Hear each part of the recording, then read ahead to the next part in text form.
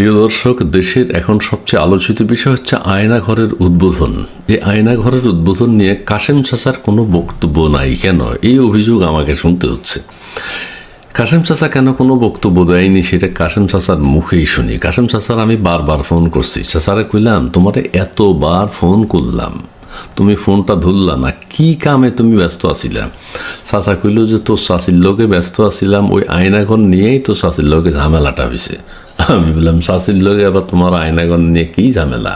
চাচা তখন কইল যে ভাতিজা, তোর চাচিরে আমি গত 6 মাস যাবৎ কইছি আয়নাঘর মানে ঘুটঘুটে অন্ধকার, আয়নাঘর মানে মাটির নিচে, আয়নাঘর মানে 14 তলার নিচে, আয়নাঘর মানে ওখানে বাথরুম নাই, টাওয়াল নাই, গামছা নাই, ওখানে কোনো আলো বাতাস নাই, ওখানে মানুষের মাথার খুলি, কঙ্কাল, অনেক কিছু পাওয়া যাবে দেখবা।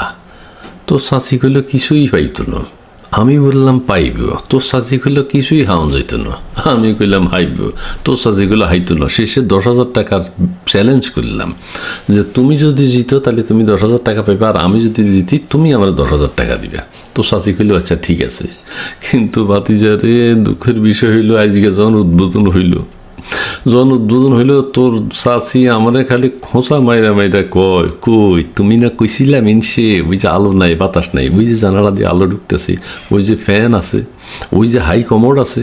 তোর চাচি যখন আমার খোঁচাই এগুলো কয় তখন আমার হৃদকম্পন বেড়ে যেতেছিল। তোর চাচি আমারে কইল কই মাথার কঙ্কাল কই, কই খুলি কই, কিছুই তো নাই। আমি তো লজ্জায় অপমানে তোর চাচিটি 10,000 টাকা যেন দিয়া ওখান থেকে বাইরে। এখন তুই কী করবি ক? চাচারে তখন আমি কইলাম যে চাচা, এই যে আয়নাঘর উদ্বোধন হইল তোমার কাছে কি মনে হইতেছে? তুমি তো হাইরা গেছো, আচ্ছা ঠিক আছে তোমার মন খারাপ, তারপরেও কি মনে হয়? চাচা তখন কইল ভাতিজা, যারা আয়নাঘর উদ্বোধন করতে গিয়েছে আমাদের প্রধান উপদেষ্টা আরও 5-6 জন গেছে, এরা কিন্তু নিজেদের মতো করে আয়নাঘর বানাইছে। আমি বললাম নিজেদের মতো করে কেন বানাবে? চাচা তখন কইল কোয়া তো যায় না, আল্লাহ না করুক ওনারা ভবিষ্যতে যদি কখনো আবার আয়নাঘরে ঢুকতে হয় যাতে কোনো অসুবিধা না হয়, এই জন্য ওনারা ফ্যানের ব্যবস্থা রাখছে, হাই কমোডের ব্যবস্থা রাখছে, টাওয়াল রাখছে, গামছা রাখছে, জানালা রাখছে, আলো বাতাস যাতে আসা যাওয়া করতে পারে। চাচারা আমি কইলাম চাচা তুমি তো কী কইলা? চাচাটা কি কইল যে হেরা যদি কখনো আয়নাঘরে যাইতে হয় হেদের সব সুযোগ সুবিধা ওখানে রাখছে। আমরা আয়নাঘরের যে ভয়ঙ্কর বর্ণনা শুনছি সেটা তো কিছুই দেখি নাই। তার মানে আয়নাঘর নতুন করে বানাইয়া তারা নিজেদের মতো করে পরিকল্পনা করে আয়নাঘর সাজাইছে। আচ্ছা, চাচারা আবার জিজ্ঞেস করলাম চাচা তুমি আর কি দেখছো, আর কি বলার আছে তোমার? চাচা কইল যে চাচা ভাতিজা, ওই যে আয়নাঘরে কিন্তু আমাদের দেশে কোনো সাংবাদিক, দেশে কোনো ক্যামেরা যাইতে পারে নাই। আমি বললাম কেন চাচা? চাচা কইল যে ওই যে দেশি ক্যামেরা, দেশি সাংবাদিক গেলে অসুবিধা আছে, এরা খোঁচাই নানান কথা জিজ্ঞেস করবো যে আয়নাঘরে শুনছি আলো নাই, এখন আলো ঢুকলো কেমনে? আয়নাঘরে শুনছি ফ্যান নাই, এখন ফ্যান আইলো কীভাবে? আর ওই আসিফ মাহমুদ আমাদের উপদেষ্টা, উনি তো কইছি আয়নাঘরে তাদের যেই রুমে ছিল ওই রুম নাকি এখন বড় করছে, তার মানে ভাঙা চুরে ওনারা বড় করছে। আরও অনেক কিছু খোঁচাই জিগাইতো, দেখাইতো, আমাদের প্রধান উপদেষ্টায় বিরক্ত হইতো, আর যত কিছু দেখাইতো তোর চাচি আমার খালি খোঁচাইতো যে কইছিলাম না এটা নাই, কইছিলাম না এইটা নাই। তোর চাষের খোঁচাখুচি থেকে বাইচে গেছি। যাক, দেশের কোনো সাংবাদিক যায় নাই।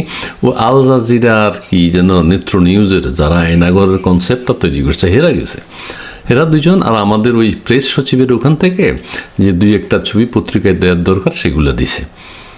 আমি বললাম চাচা এই অবস্থা তাইলে?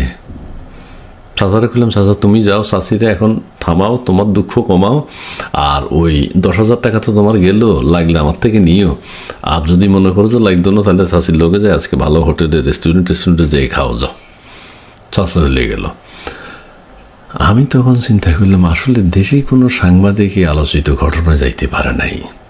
আর চাচা এটা কী কইল এটা তো আমার মাথায় ঢুকে গেছে যে এই উপদেষ্টাদেরকে যদি কখনো আয়নাঘরে যাইতে হয়, আল্লাহ না করুক, তাইলে এই আয়নাঘর হেরা হেদের মতো করে এই জন্য বানাইছে।